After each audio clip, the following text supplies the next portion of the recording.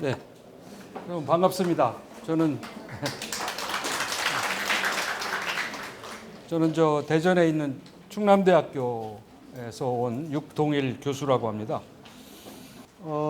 저는 여러분들하고 오늘 몇 가지 이야기를 좀 나누고 싶습니다. 첫 번째 나누고 싶은 말씀은 지금 이제 지방자치를 우리가 하고 있잖아요. 지방자치라는 거 많이 들어보셨죠? 우리가 지방자치가 부활된 게 1991년입니다. 이제 91년 지방의회가 부활이 돼서 28년째가 됐죠. 이제 아주 중장년기에 접어들었습니다. 그런데 이제 아직도 많은 우리 국민들이 지방자치를 꼭 해야 되나? 또 이 좁은 땅덩어리에 226개의 시군구가 있고요. 17개의 시도가 있거든요. 그래서 도합 243개의 지방정부가 있는 거예요. 너무 많다. 너무 이 돈이 많이 든다. 그냥 우리 대통령을 잘 뽑아서 중앙정부를 아주 효율적으로 능력 있는 사람들이 중앙정부 하나만 잘 만들면 됐지. 뭐하러 이렇게 많은 지방정부를 만들어서 선거도 해서 돈도 들이고 또 때로는 잘못 우리가 시장, 군수, 구청장을 잘못 뽑아서 지역을 망치고 또 제대로 일 안 하는 지방의원들을 우리가 또 뽑아서 속상하게 지켜보고 이런 일을 할 필요가 뭐가 있느냐. 이런 말씀들을 많이 하세요. 그래서 과연 지방자치를 우리가 해야 되나? 그리고 지난 28년 동안에 그러면은 우리가 제대로 지방자치를 해서 정말 이걸 앞으로도 계속 우리가 가꾸어 나가야 되느냐 하는 것을 오늘 한번 여러분들께 제 견해를 말씀드리고 또 여러분들의 의견을 좀 듣고자 합니다. 질문이나 토론이 있으면. 지금은 이제 그거를 짚어볼 때가 됐어요. 그래서 그 말씀이 이제 첫 번째고요. 두 번째는 그러면 지금의 지방자치를 그러면은 그대로 계속해 가면 잘 될 수 있을 거냐. 지금 우리나라의 지방자치 제도는 굉장히 획일적입니다. 전국이 똑같은 지방자치 제도를 실시하고 있어요. 예컨대 우리 안산시 같이 외국인 근로자들이 많이 살고 또 뭐 인구가 지금 한 71만 가량 되죠. 그래서 이런 안산시나 또 아주 시골 작은 군이나 고령화되어 있는 군이나 또는 서울시의 강남구나 다 똑같은 제도를 하고 있습니다. 획일적으로.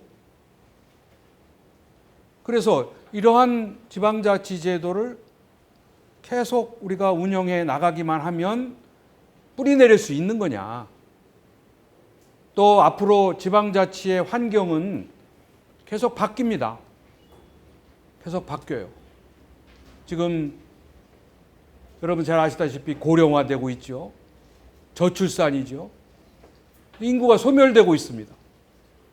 그래서 지역이 지금 대한민국의 226개의 시군구 중에 한 70여 개가 조만간에 소멸된다 그래요.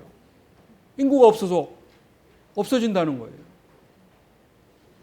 그래서 이러한 그 환경의 변화가 급격하게 이루어지고 있는 이 상황에서 우리 지방자치는 그러면 어떻게 가야 되나?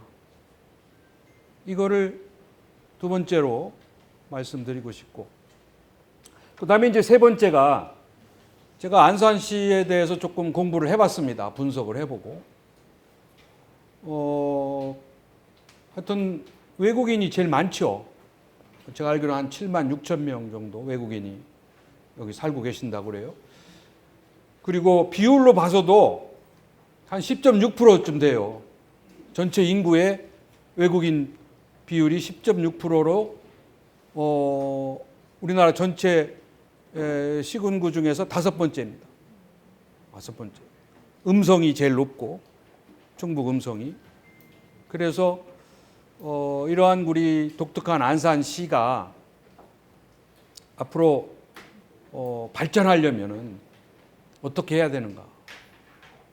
또 여기 많이 계시는 우리 안산 시민들이 행복한 삶을 살기 위해서는 어떤 노력이 필요하고 또 어떤 준비를 해야 되는가? 이런 말씀을 오늘 드리려고 준비를 해왔습니다. 우리가 이제 결국은 이 지역의 경쟁력을 높여야 되는데요. 우리 안산시의 경쟁력을 높이려면 이 상상력과 창의력이 높아져야 됩니다. 이제는 다른 지역을 뭐 흉내내고 또 베껴서 카피해서 잘 살 수 있는 시대는 지났습니다. 이제는 안산시만 최고로 잘할 수 있는, 안산시에서만 할 수 있는 그러한 정책, 그러한 도시 발전 계획을 세워야 되고요. 그러기 위해서는 상상력과 창의력을 높여야 됩니다. 몇 가지 그림을 준비했는데요. 이거는 광고입니다. 어떤 광고일까요? 예. 백미라의 구두를 대신해서 놓고 이제 뒤를 본다는 건데 얼마나 구두가 반짝반짝하면 거울 역할을 하겠어요? 그래서 이것도 보면은 구두 광택제라는 그 광고죠. 이거 한번 보세요. 이거는 이제 어떤 용의자가 체포되어 가는데 수갑을 안 채우고 손가락을만 걸었습니다. 손가락이 떨어지질 않는 거지요. 그래서 이렇게 접착제 광고입니다. 그래서 우리가 이제 기업에서 상상력과 창의력도 중요하지만 우리 지역도, 우리 행정도, 우리 안산시정부도 이제 상상력과 창의력을 가지고 지역의 경쟁력을 높여야 됩니다. 이제는 베스트 원의 시대가 아니라 온리 원의 시대입니다. 최고가 아니라 처음 안산시에만 있는 것, 온리 원. 이게 경쟁력이 된다는 거죠.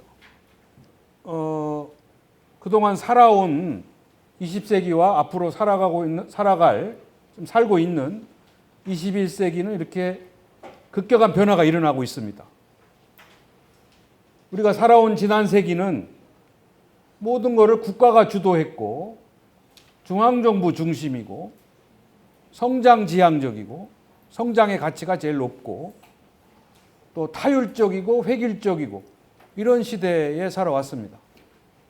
그래서 우리는 그저 국가가 시키고 중앙정부가 결정한 대로 따라가기만 하면 됐어요. 그러나 이제는 시대가 바뀌었습니다. 이제는 우리가 국가가 주도하는 시대가 아니라 우리 주민이, 우리 시민이 주도를 해야 됩니다. 내 삶과 내 지역의 발전은 우리가 결정하고 우리가 책임짓는 그러한 시대로 가고 있다.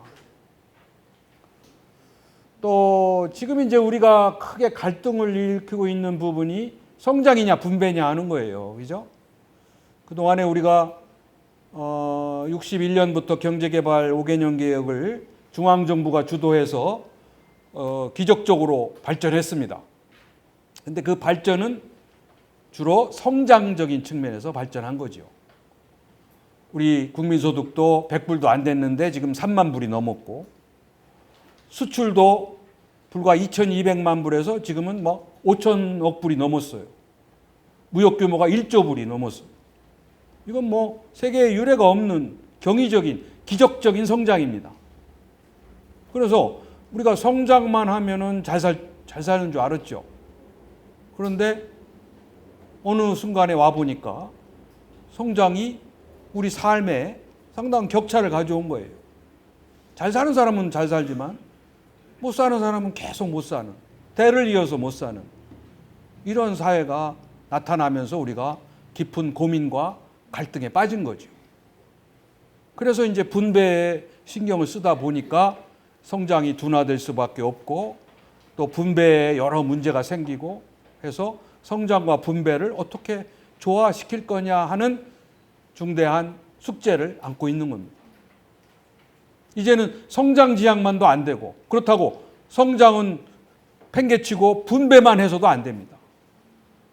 그냥 뭐 성장 없이 분배는 그냥 나눠 먹고 끝나는 거죠. 그래서 중요한 거는 성장과 분배를 어떻게 우리가 이 어려운 과제를 예컨대 베네수엘라나 이런 나라는 그냥 분배로 다 나눠 먹다가 망했잖아요. 아르헨티나 이런 나라들은. 그래서 그쪽으로 우리가 가면 안 됩니다. 또 지금과 같이 성장만 하면은 성장의 과실은 일부분만 먹고 나머지 국민의 대다수는 같은 혜택을 못 본다고 하면은 그건 잘못된 거죠. 누구를 위한 성장이냐? 이러한 이제 그 문제 의식을 갖게 되는 겁니다.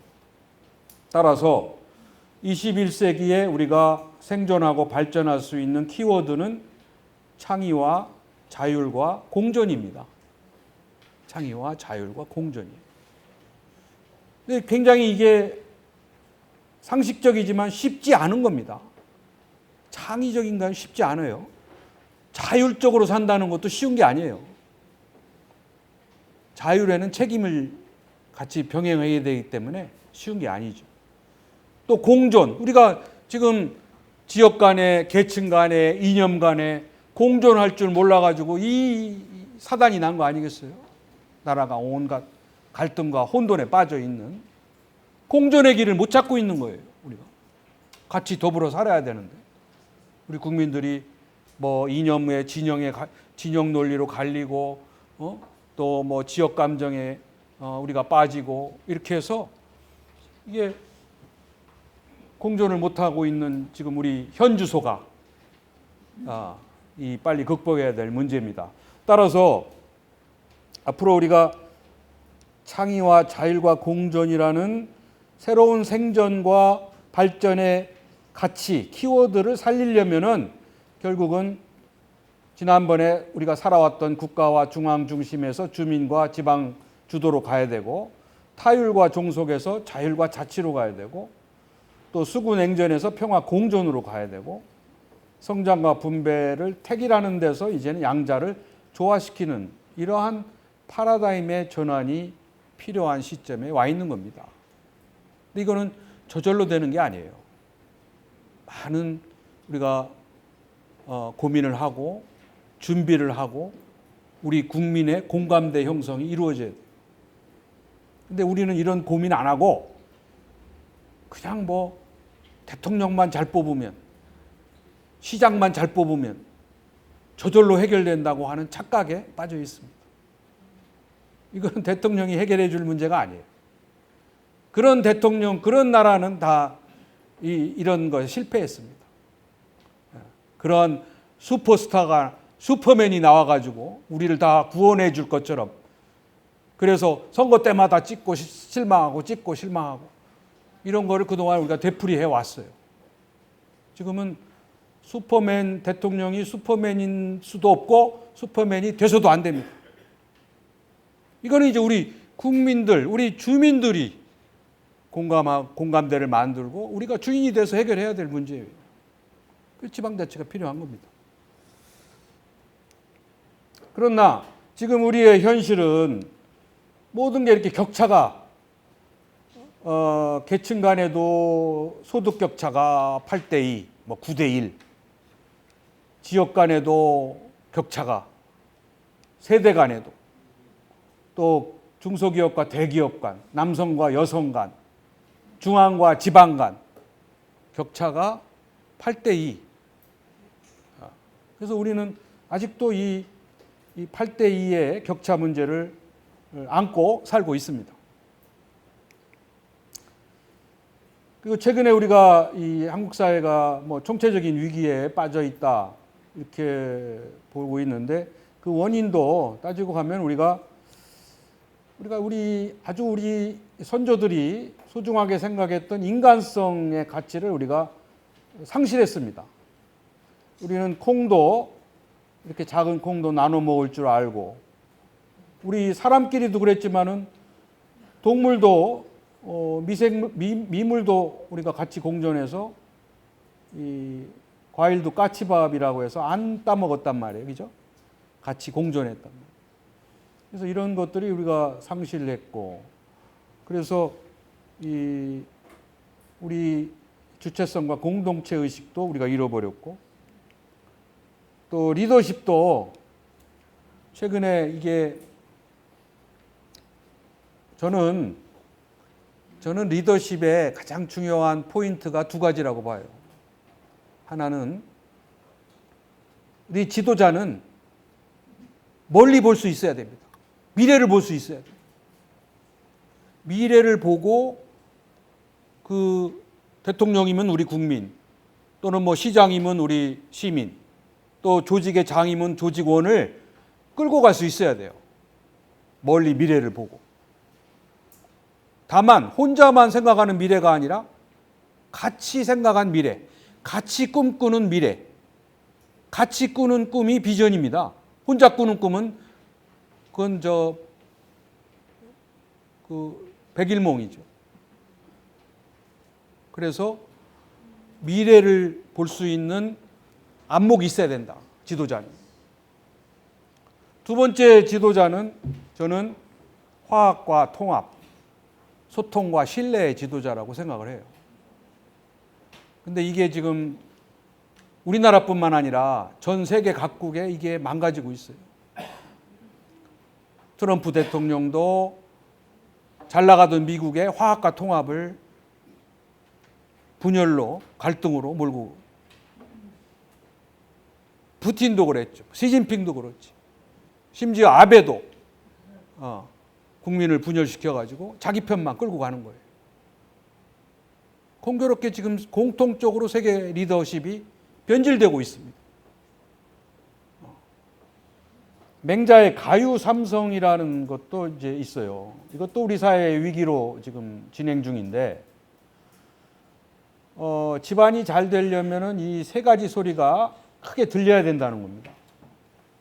첫째, 해성, 이게 어린아이 해자예요. 우는 아이 소리가 크게, 단박을 크게 넘어가야 된다는 건 이게 뭐 출산율이죠. 그죠? 출산율. 근데 우리나라는 지금 작년에 가임 여성 1인당 0.98명, 한 명을 못 낳는 0.98명으로 OECD 최저로 떨어졌습니다. 그래서 작년에 태어난 아이도 한 32만 명밖에 안 돼요. 우리가 한 100만 명씩 태어나던 그런 나라가 지금 30만 명을 지키기가 어렵습니다. 아이를 안 낳는 거죠. 근데 우리 대한민국이 경쟁력을 강화시킬 수 있는 유일한 자산은 사람밖에 없습니다. 그나마 우리가 잘 가르치고 잘 교육을 시키고 우리 부모님들이 많은 투자를 했기 때문에 우리가 발전할 수 있는 인적 자원을 갖게 된 거죠. 근데 지금은 그거를 다 잃어버리고, 그 다음에 두 번째 기성은 이게 배틀 기자입니다. 그래서 집안이 잘 되려면 배틀 짜는 소리가 들려야 된다는 건데, 옛날 얘기긴 하지만은 집안의 경제를 말하는 겁니다. 옛날에는 배틀을 짜서 삼배를 만들고 해서 경제 가게를 꾸려갔다는 그런 어원에서 나온, 그래서 집안이 잘 되려면 경제가 잘 돼야 되겠죠. 그 다음에 세 번째는 독성이라고 해서 글 읽는 소리입니다. 이게 바로 교육입니다. 교육을 잘 시켜야 집안이 번성한다. 그래서 이거는 집안뿐만 아니라 지유삼성, 가정뿐만 아니라 지역도 마찬가지죠. 우리 안산시도 잘 나가려면은 출산율을 높여야 되고, 또 아이를 잘 출산율을 높인 만큼 교육을 잘 시켜야 되겠죠. 그죠? 그래서 저는 지역 발전의 목표는, 궁극적인 목표는 사람에 있습니다. 우리가 이 안산에 산업시설을 더 들여오고 길을 잘 닦고 교통을 편리하게 하고 공장을 짓고 하는 것은 수단이에요. 그러한 수단을 통해서 우리 인재를 육성하고 우리 안산시의 인재를 육성하고 인적 자원을 개발해서 우리가 사람다운 삶을 살 수 있게 하는 것이 안산시의 궁극적인 목표죠. 그죠? 나머지 수단입니다. 수단이에요. 그런데 뭐 우리가 지금 뭐 다 교육도 중앙 집권화되어 있고 또 인재도 다 서울로 가야 되고 뭐 이렇기 때문에 우리 안산시도 인재를 다 유출시키는 거죠. 교육 때문에 뭐. 그래서 그거를 이제 우리가 해결을 해야 됩니다. 자, 이제 지방자치 얘기를 좀 할게요. 그러니까 지방자치는 여기 뭐 어렵게 써놨지만은 결국은 우리 지역 주민들이, 우리 안산 시민들이 지방자치단체를 구성한다. 그러니까 지방자치단체라는 거는 안산시도 지방자치단체입니다. 근데 그 지방자치단체 안에 뭐가 있어요? 집행기관과 의결기관이 있죠. 우리 손으로 뽑은 시장을 중심으로 하는 집행기관이 있고 또 우리 손으로 뽑은 지방의원으로 구성된 안산시의회가 있습니다. 그래서 두 기관이 서로 상호 견제를 하도록 만들어 놓은 거예요. 그게 지방자치단체라고 하는 겁니다. 그리고 그 지방자치단체를, 지방자치를 안 하면은 그냥 안산시라는 집행기관만 있을 뿐이죠. 근데 의결기관을 넣어서 우리 대신 니네가 우리가 하는 일을 대신해서 집행부를 잘 견제해라. 이렇게 미션을 줬잖아요. 그래서 그게 지방자치단체가 된 겁니다. 그런데 지방자치단체는 물론 자율적으로 움직이지만 국가의 감독을 벗어날 수는 없어요. 국가의 감독하에 있는 겁니다. 그리고 우리 안산시 안에 이 공동 문제를 우리 안산시의 부담에 의해서 직접 스스로 처리하거나 대표자를 통해서 처리하는 제도를 지방자치 제도라고 하는 거예요. 그리고 이 지방자치, 이건 조금 어려운데 지방자치의 본질이 5가지가 있어요. 저는 그거를 쉽게 A, B, C, D, E 이렇게 5가지로 정리를 하고 있는데 뭐 깊게는 안 들어가고 간단히만 살펴보면요. 지방자치는 첫째 자율성이 보장이 돼야 됩니다. 자율성. 그래서 제도도 우리가 자율적으로 지방자치단체를 만든 거고 또 이 제도가 자율적으로 움직일 수 있도록 권한을 주잖아요. 그 법률을 제정할 수 있는 자치 입법권, 뭐 자치 조직권, 자치 사무권, 자치 재정권 이런 권한을 주는 거예요. 그리고 또 하나 제도와 권한만 있는 게 아니라 더 중요한 거는 주민 자치 의식이 있어야 됩니다. 우리 주민들이 이 지방자치를 운영할 수 있는 의식이 있어야 돼요. 근데 여기에 이제 의식에 여러 가지가 있는데 지금 권리의식은 높아졌어요. 우리 지역의 이익을 지키고 보호하는 권리의식은 높아졌는데 그 권리의식에 병행해야 할 책임의식과 공동체의식은 안 높아졌어요.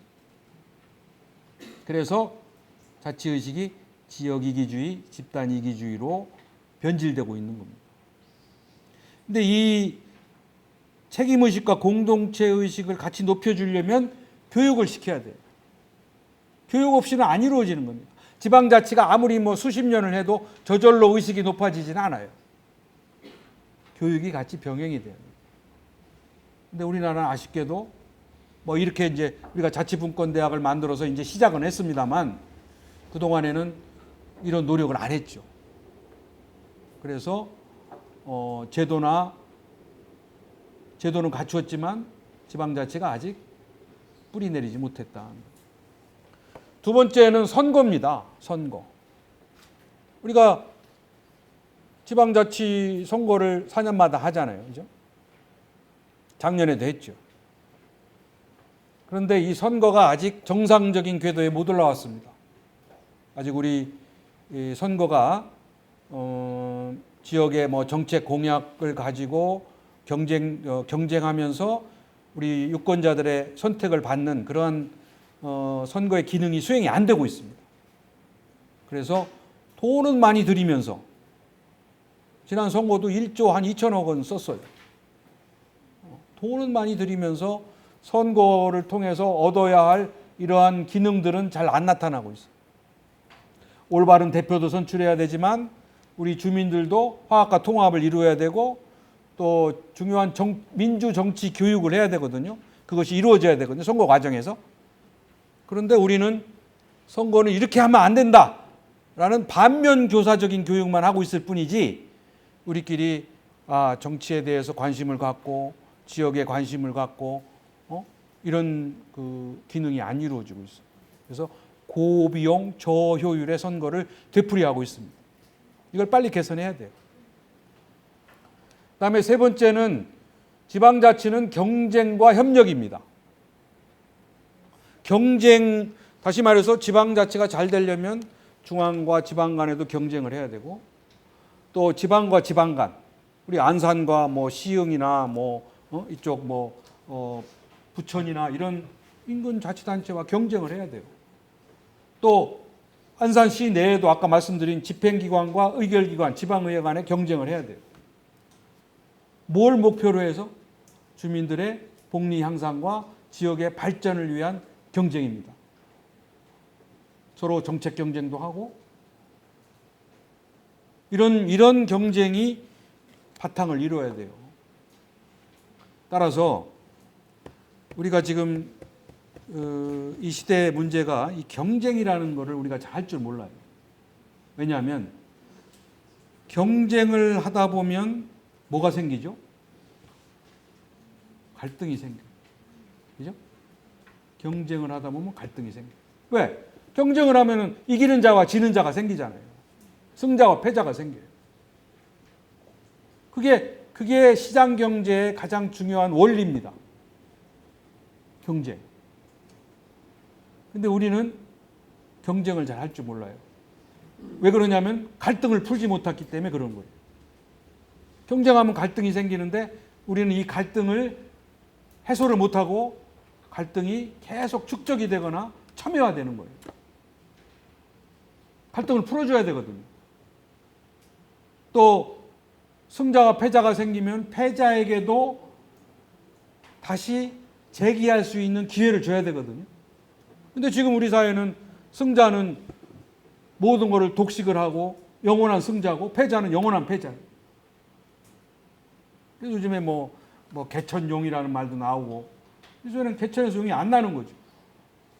그래서 가재나 붕어처럼 살아라 한 거에 대해서 기분 나빠하고 지금 그런. 그러니까 하여튼 가재나 붕어나 이렇게 개구리 같이 공존하면서 사는 거는 좋을지 모르지만 용은 딴 사람이 할 테니 니네들은 그렇게 살아라 하는 것 같아서 굉장히 기분이 상했잖아요. 그죠? 어쨌거나 우리가 경쟁을 잘 할 줄 알아야 돼요. 경쟁을 하려면 갈등을 잘 관리할 수 있는 능력을 키워야 됩니다. 근데 그게 아직 우리가 부족한 거예요. 이거는 좋은 대학 나왔다고 해결될 일이 아닙니다. 우리 국회의원들이요, 굉장한 학벌들을 가지고 있어요. 그죠? 다 판검사, 다 스카이 대학 나온 사람들이 수두룩해요. 그런데 그 국회에서 이루어지는 일은 정말 초등학교도 안 나오는 일들만 이루어지고 있잖아요. 동물국회, 싸울 때는 동물국회, 일할 때는 식물국회. 왜 그러냐? 이걸 할 줄 몰라서. 그런 걸 안 가르쳤어요. 그냥 시험 보고 이런 것만 가르쳤지, 경쟁하고 서로 공존하고 타협하고 합의를 이루고 존중하고 이런 거를 배우지 못했어요. 근데 선진국은 그걸 가르칩니다. 선진국을 가르쳐요. 독일이 지방자치 모범 국가거든요. 우리가 굉장히 부러워하는. 근데 불과 1940년, 30년대만 하더라도 독일은 어땠어요?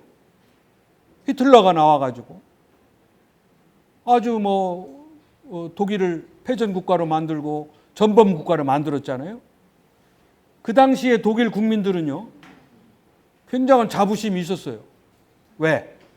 히틀러를 우리 손으로 직선에서 뽑은 대통령이다 해서 민주주의를 한다고 자부했습니다.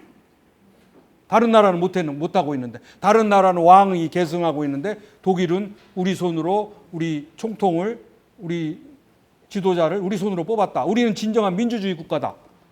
이렇게 큰 소리 쳤어요. 그러고서 우리가 뽑은 총통이 시키는 대로 한 거죠. 심지어는 뭐 미래까지 다 결정해주고, 나치당해서 또 전쟁에 내몰고, 또 어떻게 했어요? 유태인을 학살했잖아요. 600만 명의 유태인을 뭐 아무 죄의식 없이 죽였습니다. 자기네들의 일은 정당한 민주주의 국가에서 할 수 있는 거라고 생각했어요. 그런데 그렇게 해서 패전이 되고 나서 이 사람들이 큰 충격과 반성의 시간을 가지게 된 거죠. 결론이 뭐냐면 직선만 한다고 민주주의는 아니다는 거죠. 우리도 87년에 우리 손으로 대통령만 뽑으면 다 민주주의 국가가 되는 줄 알았잖아요. 지금도 그런 착각에 빠져 있습니다. 모든 것을 다 직선만 하면 다 민주주의라고 생각하죠. 물론 형식은 그렇습니다만 독일 사람들이 그때 내린 결론이 뭐냐면 직선을 하더라도 국민들, 유권자들의 판단력이 높지 않으면, 판단할 수 있는 능력이 없으면 민주주의가 안 된다는 거예요. 판단 능력이 없어. 그래도 그동안 우리는 직선만, 투표율만 높이면 막 뭐 차로 끌고 가서 막 억지로 투표만 하면 민주주의라고 생각을 한 적이 있었잖아요. 그죠? 지금도 그렇습니다. 지금도 뭐 지방선거든 대통령 선거든 총선이든 뭐 가서 그냥 사람 정책 보고 뽑습니까? 후보자 보고 뽑아요? 그냥 일자 투표하는 거지. 로또. 여러분들 뭐 교육감 누군지 알고 뽑아요? 그 사람이 무슨 정책을 내놨는지 아세요? 그냥 갔습니다. 판단하지 않고 찍는 거죠. 이게 독일에서 철저하게 반성해서 그 후에 이제 독일이 하기 시작한 게 교육입니다. 주민들에게 민주주의 교육. 또 민주주의가 뭐 이래야 된다 이것도 가르치지만 민주주의 속에 살아갈 수 있는 방법, 지혜를 가르치는 거죠. 서로 대화하는 방법, 토론하는 방법, 합의를 이루어내는 방법 이런 걸 가르치는 거죠. 우리는 토론할 줄 모르고 대화할 줄 몰라요. 국회의원도 못해요. 조금 대화하다 그냥 쌈질이지 차근차근 대화해서 문제를 풀 수 있는 능력을 갖추지 못했습니다. 이건 하루아침이 되는 게 아니에요. 우리가 토론은 말만 잘한다고 토론되는 게 아닙니다. 스피킹만 잘한다고 토론이 아니라 뭐예요? 히어링을 잘 할 줄 알아요.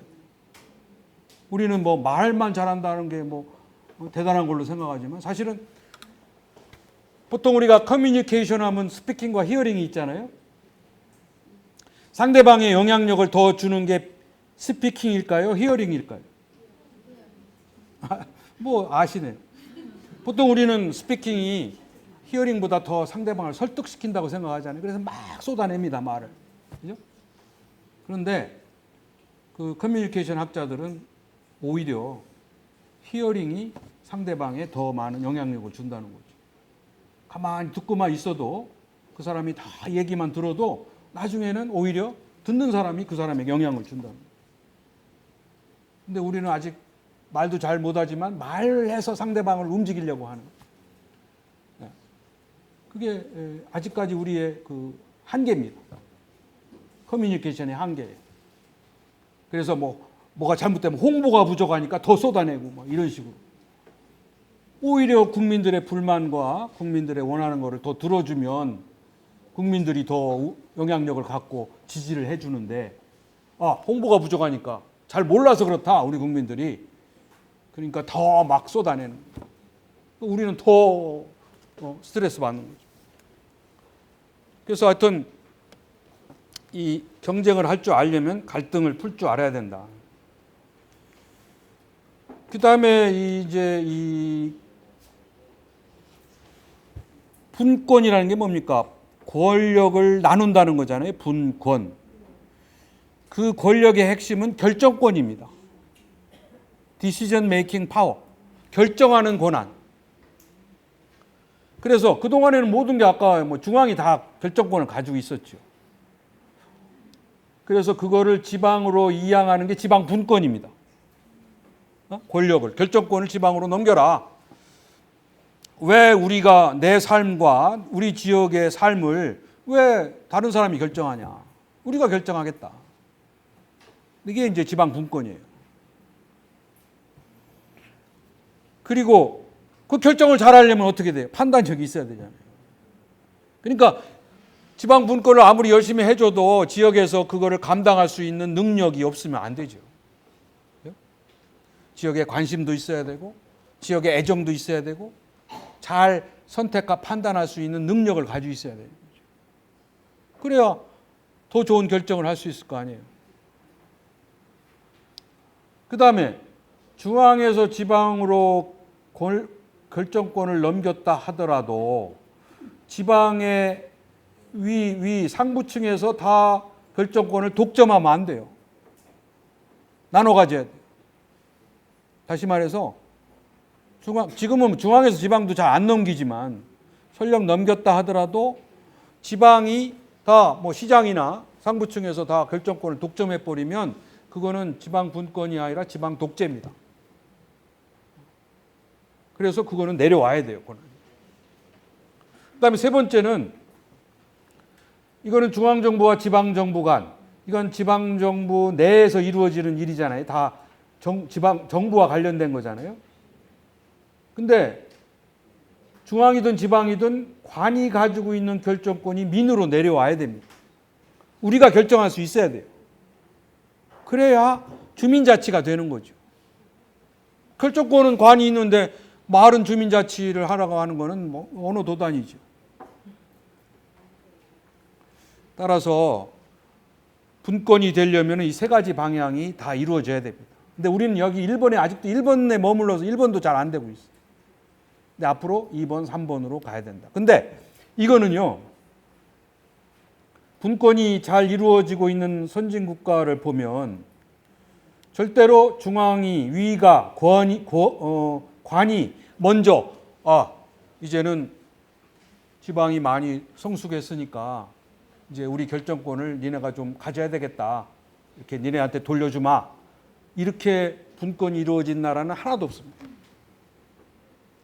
관이 이제 민이 성숙했으니까 옛날에는 민이 좀 미성숙했으니까 불안해서 권한을 못 줬지만 이제는 민이 많이 성숙하고 이제 많이 깨우쳤으니까 이제 권한을 좀 넘겨주겠다. 이렇게 시혜적으로 권한을 준 나라는 하나도 없어요. 전부 다 이쪽에서 다 투쟁으로 쟁취한 겁니다. 뺏어온 거예요. 안 주려고 하는 거를. 그러니까 우리가 여기에 이제 이런 의식으로 우리가 앞으로 무장을 해야 된다는 거죠. 그래서 이제 우리가 할 수 있다. 내놔라. 이제 이런 운동이 이루어져야 가능하다. 마지막으로요. 보통 우리가 지방자치를 하면은 민주주의 때문에 할 수 없이 하는 제도로 생각을 해요.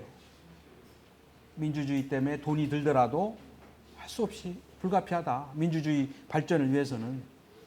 그런데 지방자치는 민주주의만을 위해서 하는 게 아닙니다. 여기 효율성.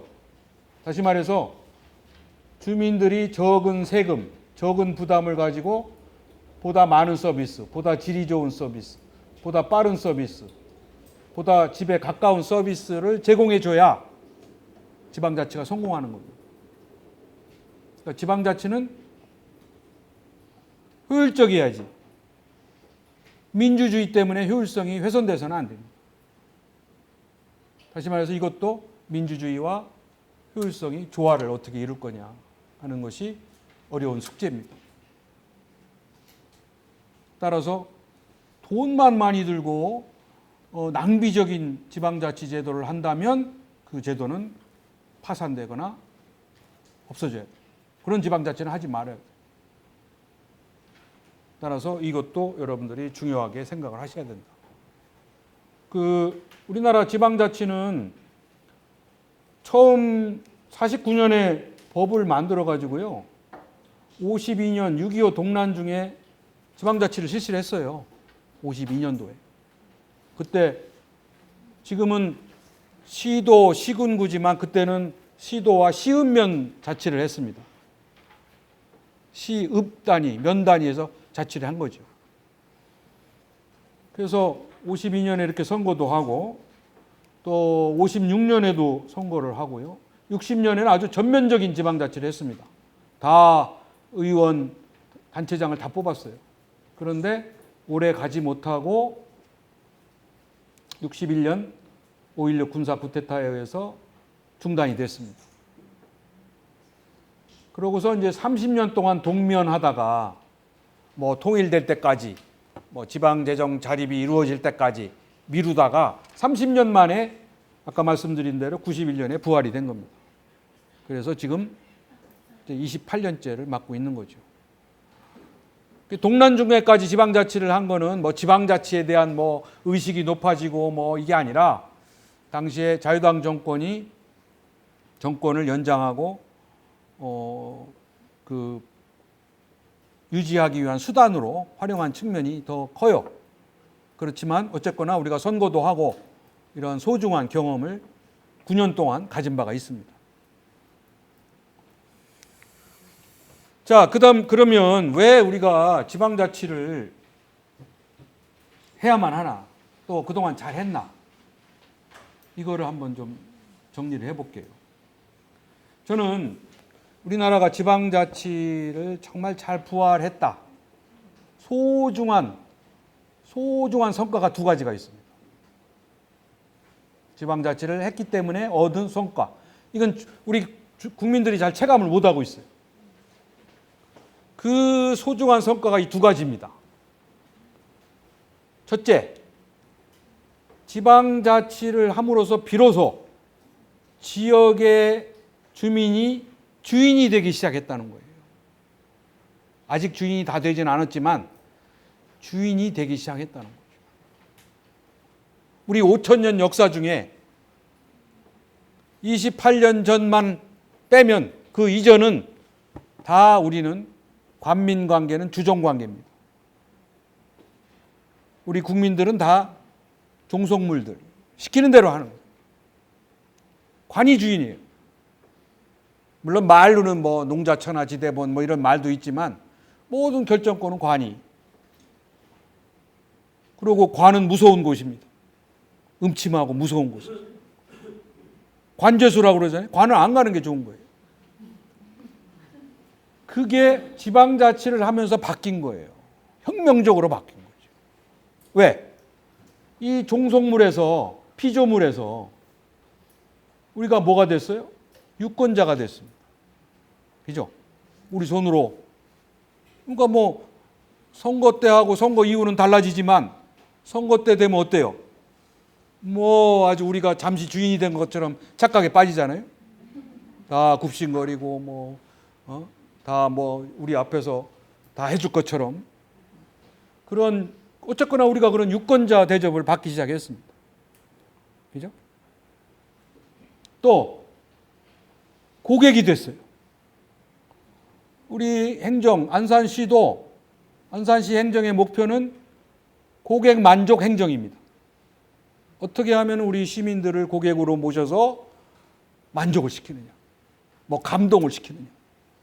이런 게 이제 행정의 목표예요. 공식적인.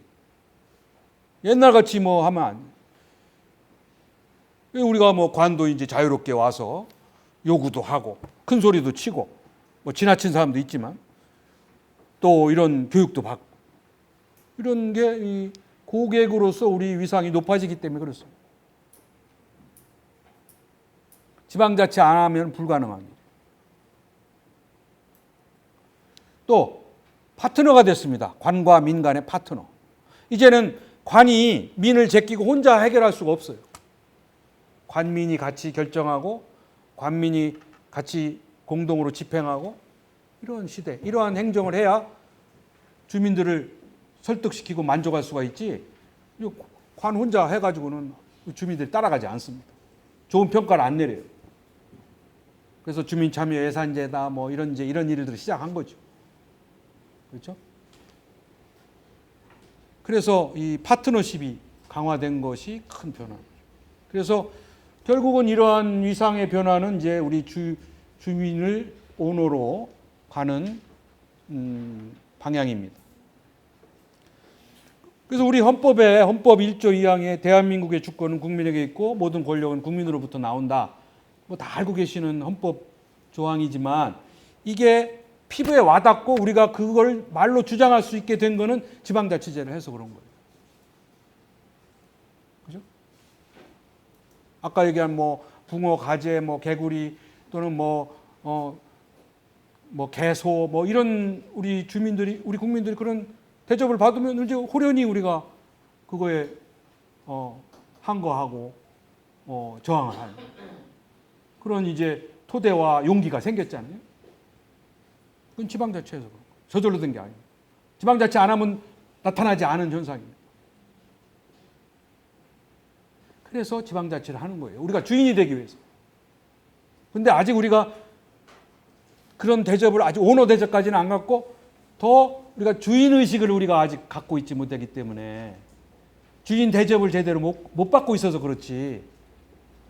이제 그게 우리가 갈 길입니다. 두 번째, 더 중요한 게 있어요. 지금 지난 28년 동안에 우리 사회를 뒤돌아보면 얼마나 혼란스러웠어요. 우리가 그 긴 터널을 지나서 여기까지 온 것만 해도 참 대견할 정도로 우리 사회가 얼마나 혼돈과 갈등과 어둠 속에 있는지 몰라요. 우선 뭐 안보적으로도 남북 간에 뭐 핵위기도 있었고 뭐 연평도 포격 사건도 있었고 뭐 천안함 침몰도 있었고 끊임없는 도발 속에 안보 불안을 느끼고 살았잖아요. 그죠? 또 경제는 뭐 IMF 뭐 외환위기 또 지금도 마찬가지로 뭐 어려운 경제 여건 속에 우리가 근근히 버텨왔습니다. 또 정치적으로는요. 정치적으로 뭐 대통령 탄핵, 대통령 자살, 온갖 세계사에 없는 일들을 짧은 기간에 다 겪었습니다. 우리 대한민국이 세계의 정치 실험을 다 해주고 있어요. 대통령 구속. 그 이면에는요, 저쪽 대만의 정치인들, 그 사법부, 이런 사람들이 우리나라에 와서 대통령을 구속할 때는 어떻게 하는가 배워갔습니다. 대통령을 구속할 때는 어떤 옷을 입히고, 어떻게 이동을 해서 어떤 감방을 어떻게 꾸미고, 뭐 이런 거 다 배워갔어요. 그래서 자기네들 천수이밴도 그래서 구속시켰어요. 그런 대한민국이에요. 대한민국이 뭐 이 정치 글쎄요, 그게 자랑스러운 건지 수치스러운 건지 모르겠습니다만은 하여튼 데모하는 기술도 배워가고 데모 막는 기술도 배워가고 세계 최고라는 거죠. 그 정도로 정치적 위기와 혼란을 우리가 극복하면서 어떻게 했어요? 정권 교체를 했습니다. 평화적 정권 교체를 했어요. 시끄럽고 막 혼돈스러웠지만 어쨌거나 우리 손으로 뽑아서 여야 간에도 교체하고 여여 간에도 교체를 했습니다. 엄청난 정치 발전이죠. 다른 나라는 못한 거예요. 총칼 들고 피를 많이 흘려도 못한 우리는 그런 정치 발전을 우리는 해낸 겁니다. 그 와중에. 그렇게 할 수 있었던 근거가 뭐냐? 지방자치입니다. 왜냐하면 옛날같이 우리 손으로 단체장과 또 그걸 견제하는 의원을 안 뽑고 대통령이 다 임명한 시장군수 구청장을 그대로 가지고 있었다고 해보세요. 그런 상황에서 대통령의 권위가 무너져서 탄핵됐다.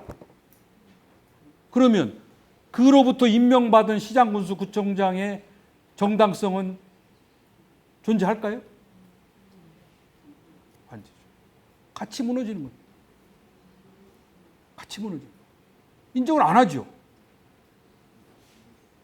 다 탄핵당하는 거죠. 그러면 어떻게 됐겠습니까? 무정부 상태. 무정부 상태. 아니면 군이 권력이 있다면 군부 쿠데타가 낫겠죠. 두 가지밖에 없습니다. 군부 쿠데타 아니면 무정부 상태. 그거는 상상이 아니라 이미 다른 나라에서 저 북아프리카 이런 나라가 1890년대에 민주화 열풍이 불었어요. 자스민 열풍이라고, 자스민 혁명이라고. 리비아, 튀니지, 이집트 이런 나라들 석유 관광으로 제법 살았어요. 그런데 그런 나라들은 전부 지방자치 안 하고 독재 권위주의 정부를 가지고 있었죠. 카다피, 무바라크 이런 민주화 열풍에 의해서 어떻게 됐어요? 하루아침에 망가졌습니다. 독재자는 비참하게 학살당하고 나라가 시스템이 완전히 붕괴됐죠. 지금도 그런 나라는 못 가요.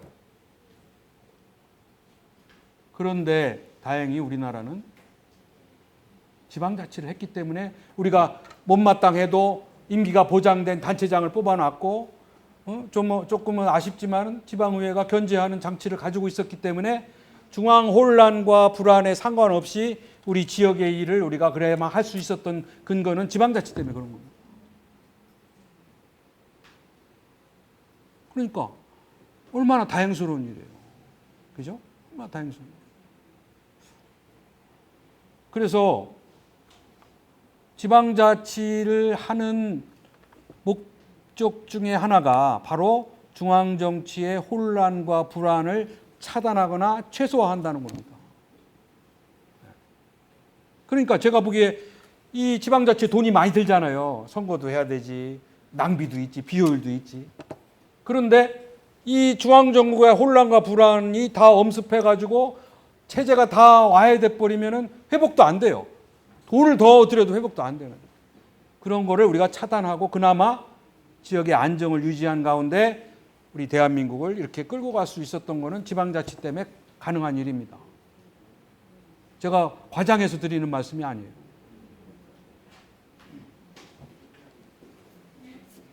그래서 저는 그동안에 지방자치가 우리에게 남겨준 많은 비용과 후유증과 비효율의 문제를 이 두 가지만 보더라도 그거를 다 커버하고도 남을 만한 장사를 한 거다. 저는 그렇게 평가를 합니다. 그 외에도 이제 우리가 이 지역의 자율성과 창의성을 갖게 됐고 주민 참여가 시작됐고 또 우리 문화, 아이덴티티 이런 것들의 중요성을 우리가 인식하면서 가급적이면 우리 안산다운 문화, 안산다운 아이덴티티 이런 거를 우리가 정립하려는 노력을 지금 하고 있는 거죠. 그죠? 아직은 좀 어설프지만. 자, 그러면 이게 이제 제가 두 번째 말씀드린 지방자치는 정말 우리가 부활하기는 잘했다, 다행스럽다 이렇게 생각이 되시죠? 네. 예. 근데 문제는 이제 그러면 이대로 가면 되냐? 저는 안 된다고 봅니다.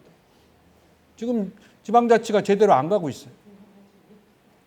그 토대는 돼서 우리 많은 그 근본적인 문제는 해결해 줬지만 지금의 지방자치는 너무 비능률적이고 낭비적입니다. 그래서 이대로 가서는 안 되고 몇 가지 고쳐야 될 문제가 첫째가 선거 문제예요. 이 지방자치의 첫 단추를 잘 꿰야 지방자치가 잘 돌아가지 첫 단추를 잘못 꿰면 아무리 열심히 해도 제대로 될 수가 없습니다. 그런데 우리 지금 지방선거는 7번을 했는데도 아직도 전면적인 정당 공천제 속에서 이루어지기 때문에 정당을 위한 선거, 정당이 지배하고 있는 선거를 하고 있어요. 또 정당이 다는 아니지만 제대로 공천을 못 해내고 있습니다. 아직도 공천 잡음, 공천 비리가 있고 또 그거를 우리 유권자들이 잘 걸러내지 못하고 있어. 잘 모르니까 그냥 당 보고 찍고 교육 당하고 상관없는 교육감도 어느 칸에 들어갔느냐에 따라서 당락이 결정된 적도 있단 말이에요. 로또 선거죠. 그러니까 또 더군다나 교육감은 마치 정당 공천을 안 하니까 비정치적인 것 같지만은 상당히 정치적인 선거를 하고 있단 말이죠. 교육감을 전부 진보 보수로 갈라놓고 투표를 하니까 교육이라는 게 어디 진보 보수로 두부 자르듯이 자를 수 있어요? 근데 이 사람은 진보 교육감, 이 사람은 보수 교육감, 이런 진영 논리에 갇혀가지고 우리 지방 교육이 상당히 지금 훼손되고 있다.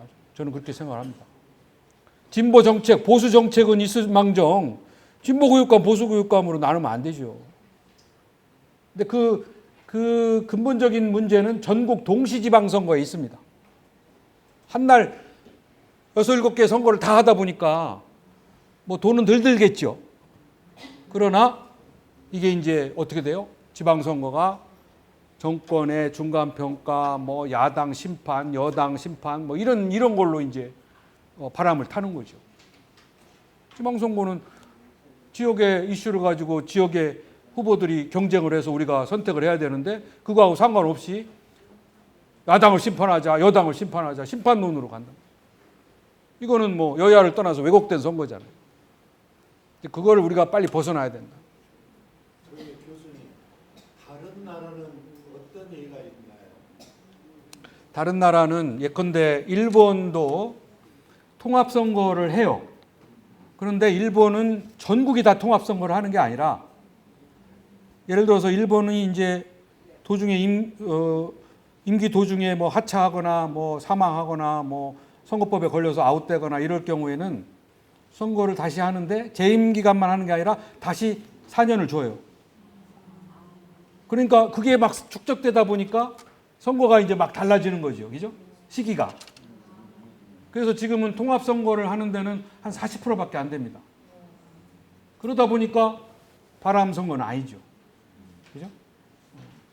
이제 그 대신 그 사람들이 고민하는 문제는 투표율이 낮아지는 문제예요. 다 따로 하다 보니까 우리는 전국이 다 같이 하다 보니까 이제 투표장에 많이 가지만 여러 군데 시기가 달라지면은 투표율이 저조해지잖아요. 그런 문제는 있지만 우리 같이 이렇게 바람 선거는 아니죠. 그런 게 있고 다 그래요. 동시선거 하는 나라는 없습니다. 전면 정당 공천제를 하면서 동시선거 하는 나라는 없습니다. 그러니까 정당이 개입을 하는 거죠. 전국에 하루에 다 하다 보니까 정당이 그게 최고의 정당의 목표죠. 그러니까 그 문제를 우리가 어떻게든지 개선해야 된다. 그 다음에 아까 말씀드린 획일적인 자치제도를 좀 다양화해야 된다. 그러니까 우리는 인구가 많든 적든 도시든 농촌이든 자치의식이 높든 낮든 똑같은 옷을 입혀가지고 하니까 자율성이 없는 거죠. 그죠? 그러니까 지방마다 제도를 선택할 수 있는 여지를 줘야 된다는 겁니다. 그러면 이 정당 공천제 문제도 해결이 돼요. 그 다음에 아까 말씀드린 이 자치의식을 우리가 꾸준히 높여야 된다는 거죠. 자치의식을. 그 다음에 지금 우리나라의 지방자치 큰 문제점 중에 하나가 자치단체 간의 협력을 못한다는 겁니다. 외국은 뭐 유럽 같은 나라는 국경을 넘어서도 지방끼리 협력을 해요. 근데 우리는 우리 행정구역이 국경보다 더 높은 담을 쌓고 협력을 안 해요. 다 행사도 따로 해야지, 뭐 체육시설 다 따로 갖다 놔야지, 복지시설 다 따로 해야지, 다 따로 해야 됩니다. 엄청난 낭비죠. 더군다나 지역의 교통 문제, 환경 문제, 경제 문제를 다 인위적인 행정구역 속에서만 해결하려고 하는 거죠. 지금 초광역화되는 시대에 교통 문제를 안산시만 풀겠어요? 환경 문제를 안산시만 해결하겠어요? 다 이걸 털어서 풀어야 되는데 우리는 행정구역 속에 다 갇혀 있어요. 그 행정구역이 자치구역이고 그게 선거구역이기 때문에 그렇습니다. 뭐 거기는 내 표도 아닌데 내가 우리 신경 쓸 게 뭐가 있어? 이거 그거를 우리가 벗어나야 이 지방자치가 보다 더 아까 말씀드린 대로 효율적이 된다. 그리고 마지막으로 지금 우리나라는 지방자치는 하고 있는데 교육 문제, 치안 문제가 우리하고 상관없어요. 우리가 제일 관심 사항이 뭐예요? 교육 문제하고 치안 문제입니다. 그런데 그거는 우리 결정권 밖에 있어요. 지금 우리 뭐 교육청이 있고 뭐 교육자치는 한다고 하지만 지방자치하고 연계가 안 돼 있습니다. 따로따로예요. 아시다시피 집행기관은 따로 있잖아요. 교육감이 있고 도지사가 있고 그거를 견제하는 의결기관은 통합되어 있습니다. 지방의회, 경기도의회. 그죠? 기형적입니다. 기형적인 제도. 통합을 하든지 분리를 하든지 해야 되는데 지금 세계적인 추세는 통합 추세입니다. 그런데 교육부는 분리해달라고 하는 거예요. 통합을 해서 책임을 일원화하고 우리 주민들이 통제할 수 있어야 되거든요. 그리고 교육자치도 시군구 단위로 내려와야 됩니다. 이런 숙제가 있는 거죠. 그리고 치안 문제를 해결하기 위해서는 자치경찰을 해야 되는데 이것도 지금 정치적으로 첨예하게 얽혀 있습니다. 수사권 독립 문제로 인해서 검경 간의 갈등 문제에 놓여 있는 중요한 이슈입니다. 그래서 이와 같이 지금 우리 지방자치가 가야 할 길이 멉니다. 갈 길이 멀어요. 그래서 일각에서는 이 지방자치가 이런 문제점이 있기 때문에 지방자치를 후퇴시키자. 우리가 너무 빨리 간다. 아까 처음에 모두에 말씀드린 대한민국의 지방자치가 뭐가 이렇게 많이 필요하냐. 지방정부가. 이러한 중앙집권론자. 그런 사람이 누구냐면은 중앙공무원, 또 국회, 또 중앙언론. 이게 다 지방자치를 별로 달가워하지 않는 집단입니다. 왜? 뺏기니까. 국회도 지방의회가 잘 되는 걸 원치 않죠. 국회도 자기네들의 결정권을 지방으로 넘기기를 싫어하죠. 언론도 지금 중앙언론이 다 시장을 독점하고 있는데 지방자치가 잘 되면 지역 언론이 살아납니다. 그렇죠? 지역 사람들이 지방자치가 잘 되면 중앙에 중앙정부에 뭘 하는 건 상관없어요. 내 삶과 관계된 것만 관심사항으로 언론을 보지. 지방자치 선진국은 대통령이 누군지도 모르는 사람이 많아요. 그러나 우리 지역의 시장, 우리 지역의 지방의원은 다 알죠. 그게 다른 점입니다. 그런데 중앙 언론은 절대로 시장 지배권을 뺏기지 않으려고 그러죠. 그래서 지방자치에 대해서 대단히 부정적입니다. 지방자치에 문제만 생기면 침소봉대에서 엄청난 일이 생긴 것처럼 또 지방 언론은 또 바보처럼 그 중앙 언론의 기사를 그대로 다 베낍니다. 자기 무덤 파는지도 모르고. 그게 다 집권 논리예요. 그걸 다 배격할 수 있으려면 우리가 깨어나는 수밖에 없는 거죠. 그러니까 다 이게 쉽지 않은 일이지만 가야 할 길입니다. 다시 말씀드려서 지방자치가 많은 문제점이 있다고 해서 다시 돌아갈 수는 없어요. 다시 권위주의적 정부로 돌아갈 수는 없습니다. 지방자치가 제기한 문제를 우리가 풀어가면서 지방자치를 뿌리 내려가는 게 가야 할 길입니다. 아시겠죠? 근데 여전히 지방자치 필요 없다. 너무 빠르다. 무슨 너무 단일 정부만 있으면 되지. 뭐 여러 지방 정부가 왜 필요하냐. 이런 생각을 가진 사람이 의외로 많다. 의외로. 그래서 선거가 왜 중요하냐면요. 제가 이게 실제 역사적으로 기록된 사례입니다. 한 표가 세계사를 바꿨다는 거예요.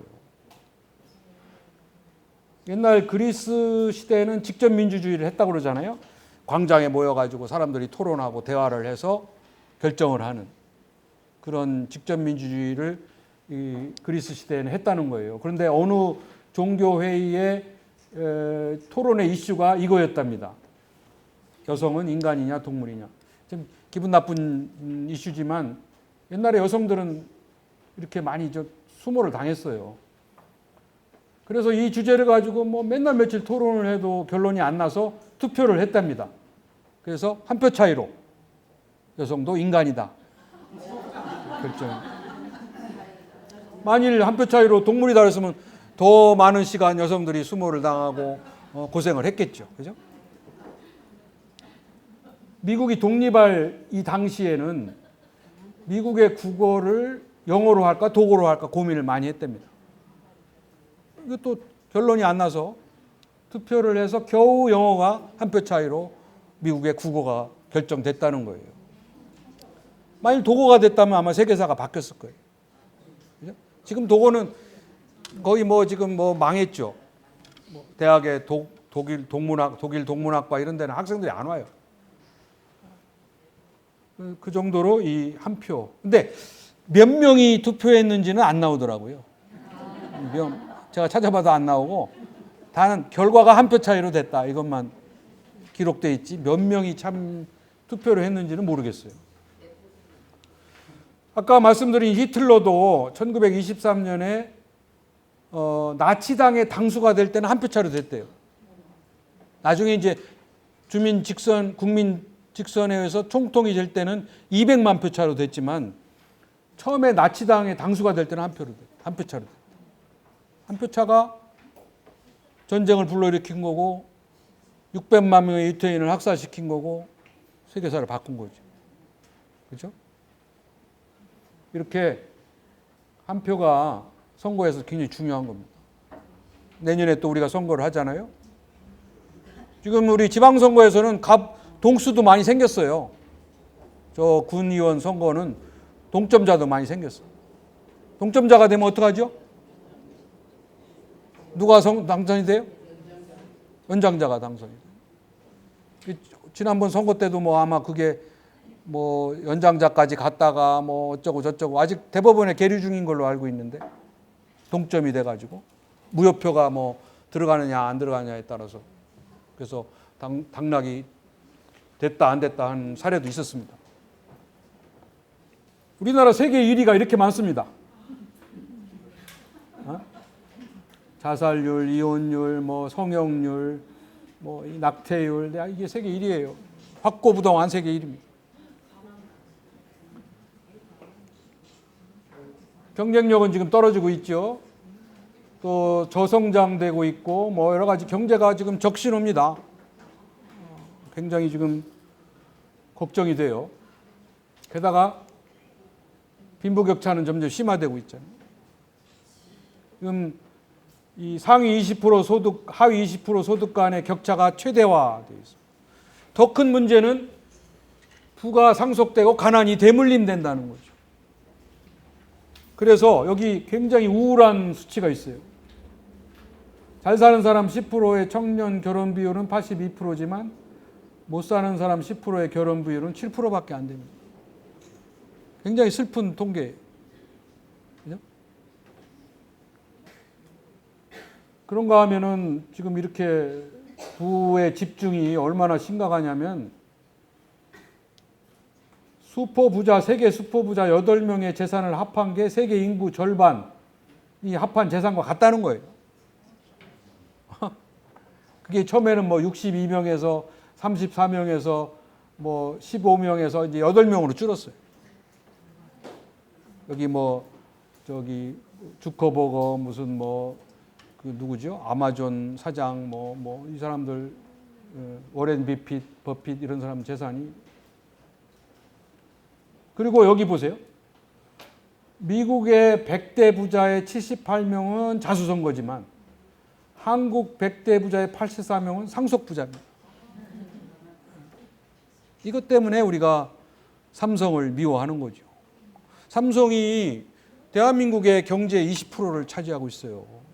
삼성 없으면 우리나라 망했습니다. 그런데 삼성을 우리가 정말 고맙게 생각해야 되는데 그렇지 못한 거는 상속. 그죠?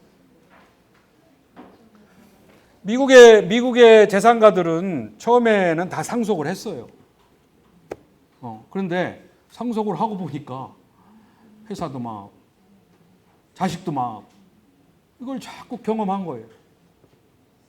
그래서 결국은 재산은 그냥 물려주는 게 아니라 사회에 환원하고 그냥 먹고 살 것만 조금 넘겨주면 되겠다라는 것이 만들어진 거예요.